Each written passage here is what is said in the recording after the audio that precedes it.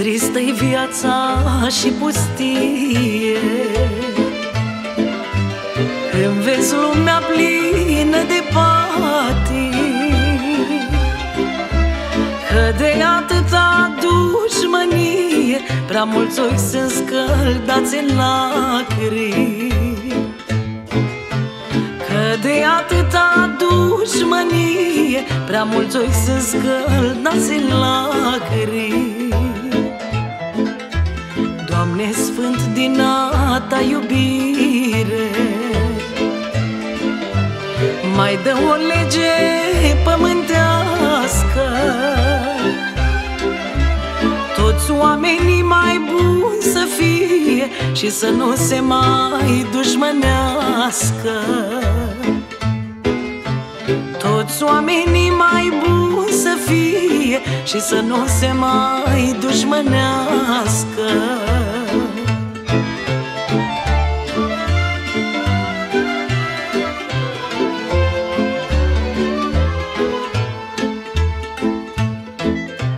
Dacă n-ar mai fi dușmănia, pe acest pământ ar fi mai bine. Ar râde în soare omenia și-ar fi suspine mai puține. Ar râde în soare omenia și-ar fi suspine mai puține. Mai dă-ne, Doamne, o speranță, tot în acest sfârșit de veac, și-ai milă de a noastră viață, că putrezim toți în păcat. Și-ai milă de a noastră viață, că putrezim toți în păcat.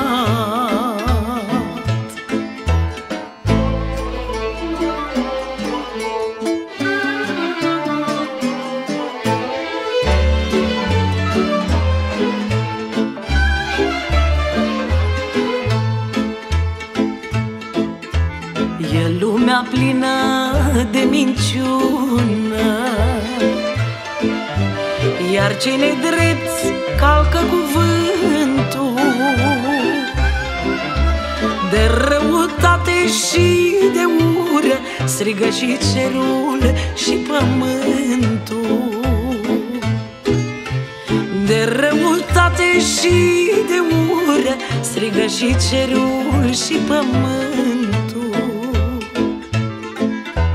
Bunule Sfânt, pe viața noastră să fie cânt și bucurie, toți oamenii să se iubească și tot cei răi mai buni să fie.